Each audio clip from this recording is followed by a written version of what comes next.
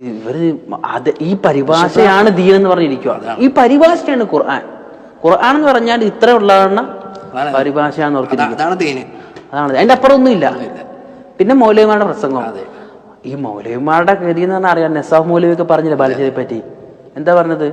ഒരു ഹദീസ് വായിക്കാൻ അർത്ഥം വെക്കണ്ട, അത് വായിച്ച് ഹർക്കത്ത് അത്ര ഈ മുജാഹിദ് ബാലുശ്ശേരിനെ പിടിച്ചാണ് ആരാക്കിയേക്കണത്, നേതാവാക്കിയിരിക്കണത്. അപ്പൊ എന്തൊരു അബദ്ധം, എന്തൊരു അവസ്ഥ. അപ്പൊ ഇന്ന ഹിസ്ബല്ലാ, ഇങ്ങനെ അള്ളാഹുവിനെയും റസൂലിനെയും മഹാന്മാരോടൊക്കെ സഹായം തേടുന്നവര്, ഔലിയാക്കളെ വിളിക്കുന്നവര്, മമ്പുറന്നങ്ങളെ വിളിക്കുന്നവര്, ബദരീങ്ങളെ വിളിക്കുന്നവർ, അവർ അള്ളാന്റെ പാർട്ടിക്കാരാണെന്ന് അള്ള പറഞ്ഞ പിന്നെ അവർ അള്ളാന്റെ പാർട്ടിക്കാരാന്ന് അള്ള പറഞ്ഞ പിന്നെ എന്താ വഹാബിമാർ എങ്ങൾക്ക് അത് മനസ്സിലാക്കിയാല് എന്നാണ് ഈ തലയെ കെട്ടിയ രണ്ട് ആളുകൾ ഇവിടെ ചോദിച്ചുകൊണ്ടിരിക്കുന്നത്. അതിന് അവര് മുജാഹിദ് ബാലുശ്ശേരിനെയൊക്കെ പറഞ്ഞു, ഒരു ഹദീസ് അതുപോലും വ്യക്തമായിട്ട് ഓതാൻ അറിയാത്ത അല്ലെങ്കിൽ ഹദീസിന് അർത്ഥം വെക്കാൻ അറിയാത്ത ആളാണെന്ന് പറഞ്ഞു. എന്നിട്ട് മുജാഹിദ് ബാലുശ്ശേരി ഇന്നേ വരെ ഷിർക്ക് ചെയ്യാൻ ആരെങ്കിലും പ്രേരിപ്പിച്ചിട്ടുണ്ടോ മൂലിയക്കന്മാരെ? മുജാഹിദ് ബാലുശ്ശേരിക്ക് ഓതാൻ അറിയോ, ഹദീസ് ഓതാൻ അറിയോ, അർത്ഥം വെക്കാൻ അറിയോ, അറിയില്ലേ എന്നൊക്കെ നിങ്ങൾ പറയണ്ടല്ലോ. നിങ്ങൾക്ക് ഇതൊക്കെ അറിയും. നിങ്ങൾ മുസാഹിബിന്റെ നടുക്കണ്ടാണെന്ന് പറഞ്ഞിട്ട് നിങ്ങൾ നിന്നിട്ടല്ലേ അപ്പിടുന്നത് അല്ലേ? നിങ്ങൾക്ക് ഇതൊക്കെ ലഫ്ലുമ ലഫ്ല് അർത്ഥം വെക്കാൻ അറിയും, നിങ്ങൾക്ക് ഇതിന്റെ ഹർക്കത്ത് അറിയും, നിങ്ങൾക്ക് ഇതിന്റെ കംപ്ലീറ്റ് അർഫ് അറിയും, എല്ലാം നിങ്ങൾ ഇത് പഠിച്ചിട്ടുണ്ട്, തേഞ്ഞോലാണെന്ന് പറഞ്ഞിട്ട് നിങ്ങൾ അള്ളാഹുൽ ഷിർക്ക് ചെയ്യാനല്ലേ ആളുകളോട് പറയണത്? ഇപ്പോഴും പറയണത്. ഇപ്പൊ അള്ളാന്റെ പാർട്ടിക്കാർ ആരാന്നാ പറഞ്ഞത്? അല്ലല്ലാത്തവരെ വിളിച്ചു തരുന്നവര്. നിങ്ങള് ആയത്ത് അർത്ഥം വെക്കാൻ അറിയോ അല്ലെങ്കിൽ ഹദീസ് അർത്ഥം വെക്കാൻ അറിയോ എന്നൊക്കെ പറഞ്ഞിട്ട് കളിയാക്കുന്നുണ്ടല്ലോ. ഈ ജനങ്ങളെ മുമ്പിൽ വെച്ചുകൊണ്ട് പൊട്ടീസാക്കുന്നുണ്ടല്ലോ. നമ്മൾ തൊട്ടു മുമ്പ് ചെയ്തിട്ടുണ്ടായിരുന്ന വീഡിയോയും ഇതുപോലെ തന്നെ. അവർക്ക് പരിഭാഷ എന്ന് പറഞ്ഞാൽ അത് ജിഫ്രി തങ്ങൾ പരിഭാഷനെ എതിർക്കുന്ന ഒരു വിഷയമായിരുന്നു. ഇവർക്ക് പരിഭാഷ എന്ന് പറഞ്ഞാൽ ഇവരുടെ ശത്രുവാണ്, ഇവരുടെ ദുഷ്മനാണ് എന്നുള്ളതാണ് ഇവർ പറഞ്ഞുകൊണ്ടിരിക്കുന്നത്. എന്നാൽ ഇവര് ഈ ആളുകളോട് പറഞ്ഞുകൊണ്ടിരിക്കുന്നത് എന്താണ്? പരിശുദ്ധ ഖുർആന്റെ വിപരീതമാണ്. ഇവർക്ക് അർത്ഥം വെക്കാനൊക്കെ അറിയാം, ഇവര് അറബി ഭാഷയൊക്കെ കലക്കി കുടിച്ചുകൊണ്ടു എന്നൊക്കെ പറഞ്ഞിട്ട് ഇവർ ചെയ്യുന്നത് എന്താണ്? പച്ചക്കളവാണ് പ്രചരിപ്പിച്ചുകൊണ്ടിരിക്കുന്നത്. ഈ പരിഭാഷ, ഈ വിശുദ്ധ ഖുർആന്റെ പരിഭാഷയാണ് ഇവർക്ക് ഭയങ്കരമായിട്ട് എതിർപ്പായിട്ടുള്ളത്. അവർ പറയുന്ന ആരാണ് അള്ളാഹുവിന്റെ ആളുകൾ എന്നൊക്കെ പരിശുദ്ധ ഖുർആനിൽ നോക്കിയിട്ട് നമുക്ക് പറയാം. ഇവിടെ വമാ അലൈന ഇല്ലൽ ബലാഉൽ മുബീൻ നോക്കിയൊരായത്ത് പറയുന്നു എന്ന് മാത്രം. വ്യക്തമായ പ്രബോധനമല്ലാതെ ഞങ്ങൾക്ക് യാതൊരു ബാധ്യതയുമില്ല. ഇതാണ് എനിക്കും പറയാനുള്ളത്. ഈ ഖുർആൻ എടുത്തു നോക്കി ഒരു ആയത്ത്, ഇത് സൂറത്ത് യാസീനിലെ 17-ാമത്തെ ആയത്താണ്. ഇതില് വമാ അലൈന ഇല്ലൽ ബലാഉൽ മുബീൻ എന്ന് പറയുന്നത് വ്യക്തമായ പ്രബോധനമല്ലാതെ ഞങ്ങൾക്ക് യാതൊരു ബാധ്യതയുമില്ല. എനിക്കും വ്യക്തമായ പ്രബോധനം എന്നുള്ളൊരു ബാധ്യത ഉണ്ട്. അതുകൊണ്ട് തന്നെയാണ് ഇത് പറഞ്ഞുകൊണ്ടിരിക്കുന്നത്. ഈ ഒരു കാര്യം, ഈ ആയത്തിന്റെ അർത്ഥം ഇതാണ്. ഇനി ഇതിന്റെ വ്യാഖ്യാനം എന്താണ്? തഫ്സീർ എടുത്ത് നോക്കി തന്നെ വേണം. അറബി അറിയില്ലേ? മലയാളത്തിലുള്ള തഫ്സീർ നോക്കണം. അമാനി തഫ്സീറൊക്കെ ഉണ്ട്. അങ്ങനെ തന്നെയാണ് പഠിക്കേണ്ടത്. അല്ലാണ്ട് ഇവർ ഈ മലയാളം പരിഭാഷ എന്ന് പറയുമ്പോഴത്തേനും അങ്ങോട്ട് ഹാലിളകുന്ന ആ ഒരു അവസ്ഥയിലേക്ക് പോകരുത്. നമുക്കിനി യാസീൻ 36-ാമത്തെ അധ്യായമാണ്. 35-ാമത്തെ അധ്യായം സൂറത്ത് ഫാത്തിറാണ്. സൂറത്ത് ഫാത്തിറിൽ നമ്മൾ സാധാരണ ഓതുന്ന 1-2 ആയത്തുകൾ മാത്രം നമുക്ക് നോക്കാം. ഇവർ പറഞ്ഞത് അല്ലല്ലാത്തവരെ വിളിച്ചു തേടുന്നവര് അള്ളാന്റെ ആളുകളാണ്, അവരെന്നെയാണ് നമ്മളുടെ ആള് എന്നും പറഞ്ഞിട്ട് പറഞ്ഞു വെച്ചല്ലോ. 2 തലയെ കെട്ടിയത് ഒരു പറഞ്ഞ വാക്യം നമുക്ക് കേൾപ്പിക്കാനുണ്ട്. സൂറത്ത് ഫാത്തിറിൽ നമ്മൾ സാധാരണ എപ്പോഴും പറയാറില്ല ആ ഒരു ആയത്ത്, 14-ാമത്തെ ആയത്ത്. ഇൻ തദ്ഉഹും ലാ യസ്മഉ ദുആഅകും വലൗ സമഉ മസ്തജാബു ലക്കും വയൗമുൽ ഖിയാമത്തി യക്ഫുറൂന ബിശിർകികും വലാ യുനബ്ബിഉക മിസ്ലു ഖബീർ. ഈ ആയത്ത് നമ്മൾ സ്ഥിരമായിട്ട് പറയാറുണ്ട്. അതിന്റെ അർത്ഥം, നിങ്ങൾ അവരോട് പ്രാർത്ഥിക്കുന്ന പക്ഷം നിങ്ങളുടെ പ്രാർത്ഥന കേൾക്കുകയില്ല. നിങ്ങൾ അവരോട് പ്രാർത്ഥിക്കുന്ന പക്ഷം നിങ്ങളുടെ പ്രാർത്ഥന കേൾക്കുകയില്ല. ഉസ്താദ് ഇത് എന്തെങ്ങനെ പറഞ്ഞെന്ന് ചോദിച്ചാൽ ഓല് പറയാം ജമാഅത്തുകളാണേ എന്ന് പറയും. എന്താ ജമാഅത്തുകൾ എന്ന് പറഞ്ഞാൽ? വിഗ്രഹങ്ങളാണെന്ന്. ശരി. ലാത്തറ വിഗ്രഹത്തോട് ചോദിച്ചാൽ ലാത്തറിന്റെ വിഗ്രഹം കേൾക്കൂല. കേൾക്കൂല എന്ന് ഞങ്ങൾക്ക് അറിയാം. ഉസ്സറ വിഗ്രഹത്തോട് ചോദിച്ചാൽ ഉസ്സറ വിഗ്രഹവും കേൾക്കൂല എന്ന് ഞങ്ങൾക്ക് അറിയാം. കേൾക്കൂല. എന്നാൽ ഉസ്സ പ്രതിനിധാനം ചെയ്യുന്ന അവരുടെ ആരാധ്യൻ കേൾക്കും എന്ന് പറഞ്ഞിട്ടല്ലേ അവര് പ്രാർത്ഥിക്കുന്നത്? അതങ്ങനെ തന്നെയാണ്. അപ്പൊ ആ വിഗ്രഹം കേൾക്കും എന്ന് പറഞ്ഞിട്ടാണോ അവർ പ്രാർത്ഥിക്കുന്നത്? അല്ല. പിന്നെ എങ്ങനെ?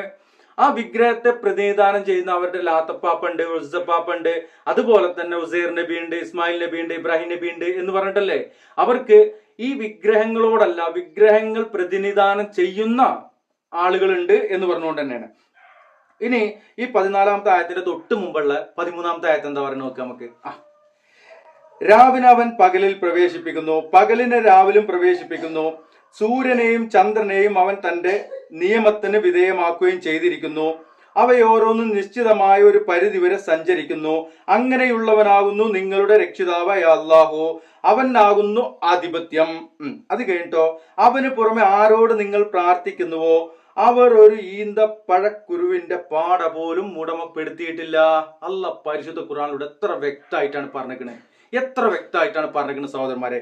ഇനി ഇതേ അധ്യായത്തില്, ഇതേ സൂറത്തില് 20, 21, 22, 23 4 ആയത്തുകള് വായിക്കുകയാണ് ഇവിടെ. 4 ആയത്തുകളും കൂടി ചേർന്ന് വായിക്കുന്നു. പ്രത്യേകം ശ്രദ്ധിക്കുക. അന്ധനും കാഴ്ചയുള്ളവനും സമമാവുകയില്ല, ഇരുളും വെളിച്ചവും സമമാവുകയില്ല, തണലും ചൂടുള്ള വെയിലും സമമാവുകയില്ല, ജീവിച്ചിരിക്കുന്നവരും മരിച്ചവരും സമമാവുകയില്ല. ജീവിച്ചിരിക്കുന്നവരും മരിച്ചവരും സമമാവുകയില്ല എന്ന് പറഞ്ഞ് ഇവര് സമ്മതിക്കും. ജീവിച്ചോലേക്കാട്ടിലും വലിയ ശക്തിയാണ് മരിച്ചോലേക്ക്. അതുകൊണ്ടാണല്ലോ ഇവര് മരിച്ചോലെ എടുത്ത് വിളിച്ച് തേടിക്കൊണ്ടിരിക്കണേ. എന്നിട്ട് എന്താ അള്ളാഹ് പറഞ്ഞു നോക്കാം. തീർച്ചയായും അല്ലാഹു അവൻ ഉദ്ദേശിക്കുന്നവരെ കേൾപ്പിക്കുന്നു. നിനക്ക് ഖബറിലുള്ളവരെ കേൾപ്പിക്കുവാനാവില്ല. നീ ഒരു താക്കീതുകാരൻ മാത്രമാകുന്നു. അള്ളാന്റെ ഹബീബ് സല്ലല്ലാഹു അലൈഹി വസല്ലമയുടെ അള്ളാഹ് പറയണേ, നീ ഒരു താക്കീതുകാരൻ മാത്രമാണ്. അള്ളാഹു താക്കീത് ചെയ്ത കാര്യങ്ങൾ ഇവരിലേക്ക് എത്തിച്ചുകൊണ്ടിരിക്കുക.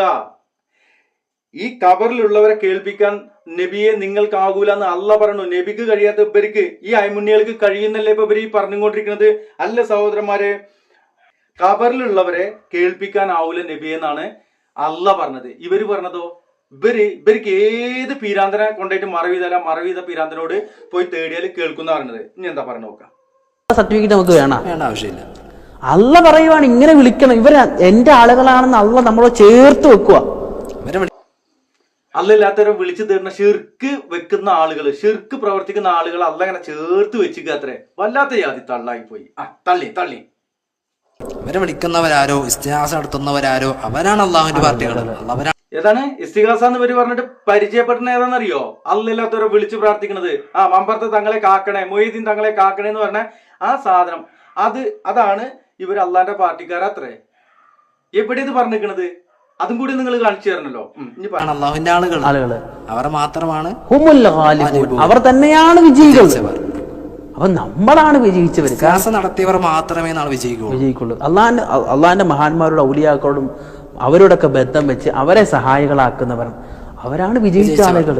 ഇസ്തിഹാസ ഷിർക്കാണെന്ന് പറഞ്ഞ് നടന്നവരെന്ത് ദുനിയാവ് ആഖിറം നഷ്ടപ്പെട്ടു, അത്രേ ഉള്ളൂ.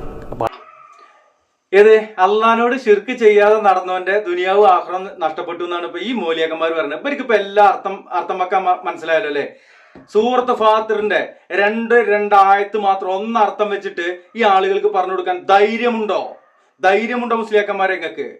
സൂറത്ത് ഫാത്തിറിന്റെ 13, 14 ആയത്തുകള്, അതേപോലെ തന്നെ ആ അധ്യായത്തിൽ തന്നെ 20, 21, 22, 23 ഈ 4 ആയത്തുകളും സൂറ ഫാത്തിറിലെ തന്നെ 13, 14 ഒന്ന് അർത്ഥം വെച്ചിട്ട് ലഫ്ലും വെച്ചിട്ട് ഒരു അർത്ഥശങ്കക്കിടയില്ലാത്ത വിധത്തില് ഒന്ന് അർത്ഥം വെക്കുമോ?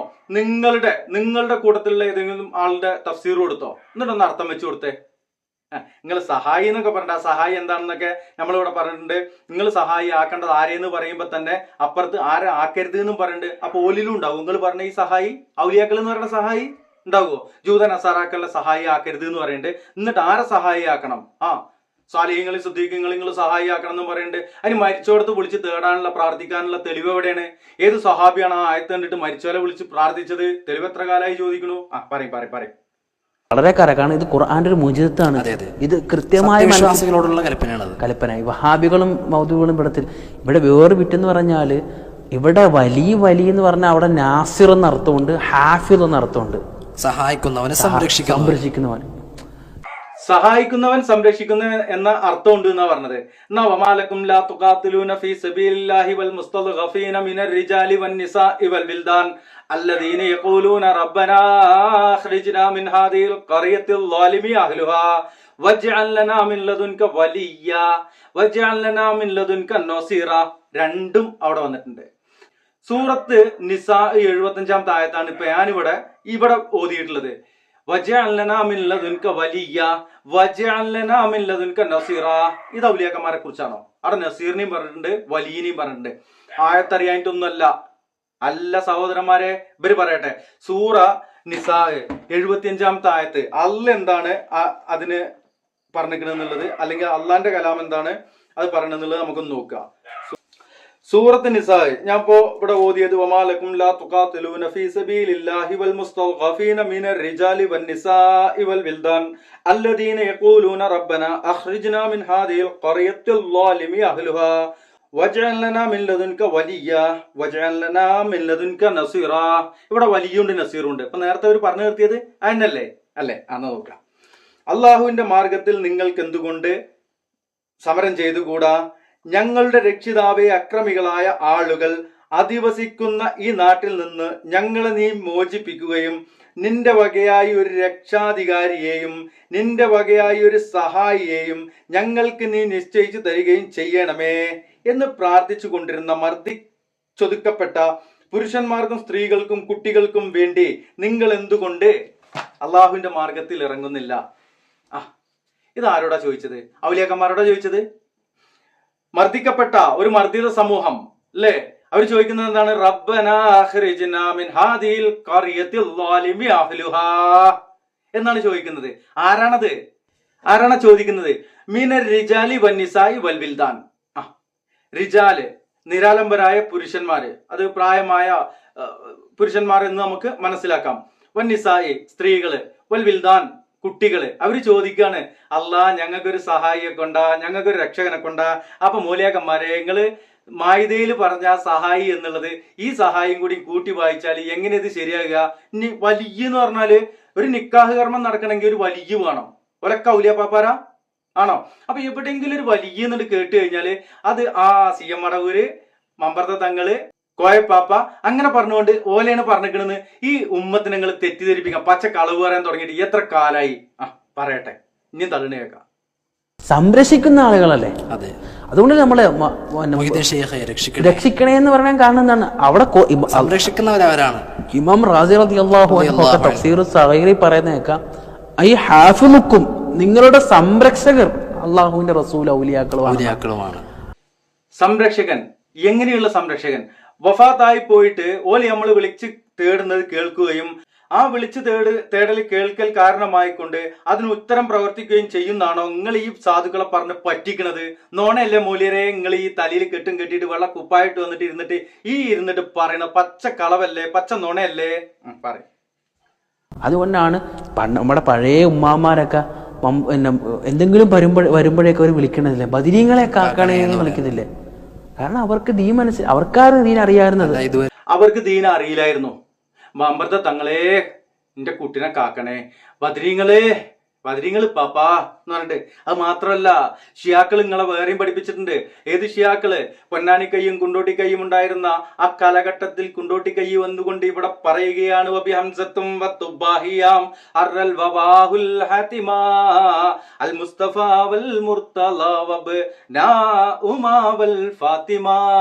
എന്താ പറയണത്? റസൂലുള്ളാഹി ഞങ്ങളുടെ പ്രതിസന്ധി ഘട്ടത്തിൽ ഞങ്ങളെ കാക്കാന് അലി റളിയല്ലാഹു അൻഹു ഉണ്ട്, ഫാത്തിമ ബീവി ഉണ്ട്. ഫാത്തിമ ബീവിയുടെയും അലി റളിയല്ലാഹു അൻഹുവിന്റെയും 2 മക്കളുണ്ട് അല്ലേ? എന്നിട്ട് അത് മാത്രമാണോ? അത് നമുക്ക് നിങ്ങൾ ഏച്ചു കെട്ടിയില്ലേ?